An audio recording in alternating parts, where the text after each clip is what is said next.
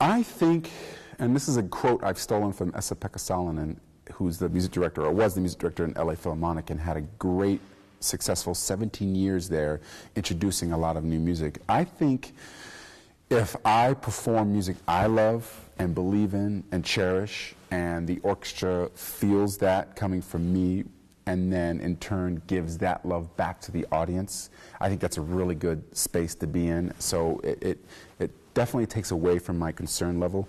But if we think about it, really, classical music has only been really the modern era of classical music, only since really the 40s and 50s, where people started to think maybe they have some trepidation about a new piece of music, or maybe they're a little fearful about what they're going to hear. And I kind of point the finger a little bit at modernism sometimes that was a little bit too out of a regular concertgoer's aesthetic.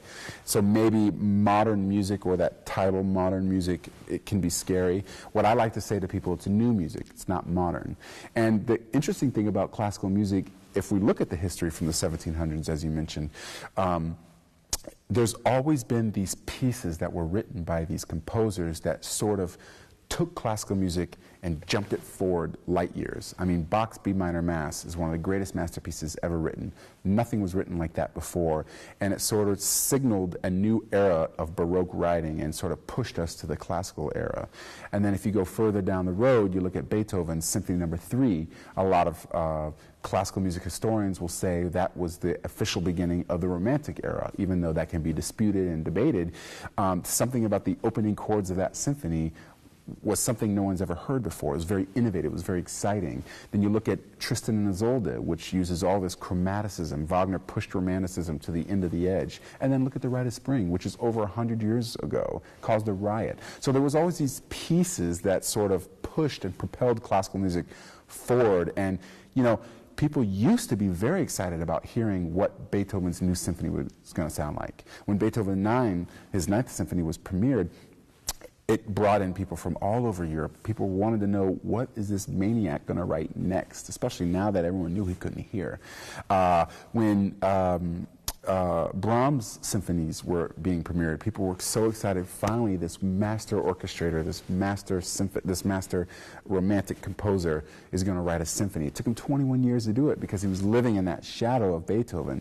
And so people used to be excited about hearing what's going to be next from their favorite composers. And it's only been, I think, in recent history, if you look at all of classical music, where new music was sort of looked at as, ooh, with a little trepidation. So I hope in my tenure here with our audiences that they are excited about something new and not fearful or have any trepidation, because classical music has always been known for pushing things forward and moving things forward. It's only been recently that I think audiences' tastes have gotten a little bit nervous about stuff. So I think if you do something with love and you do something with respect and honor, and the musicians feel that, the audience will feel that, and I don't think I'm going to have a worry about it.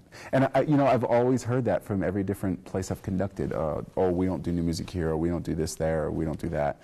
And I say, well, let's try it and let's see. And I have yet, maybe I will, but I've yet to come across a situation where I've had people come to me and say, oh, we shouldn't have done that, or that wasn't good. I've always had great responses. And the biggest thing is context. You know, if you just randomly throw a piece of new music that doesn't have any context whatsoever to the rest of the menu you're presenting, then yes, it's going to sort of be jarring a bit. But if it's dealt with in a way that comes from this place of inclusivity in terms of the composers, in terms of the overall arcing narrative you want to tell during not only that concert but a season, I think you can really fit a lot of great new music pieces into the context of a Beethoven 7 or a Holst Planets. And so that's sort of one of the goals we're trying to accomplish.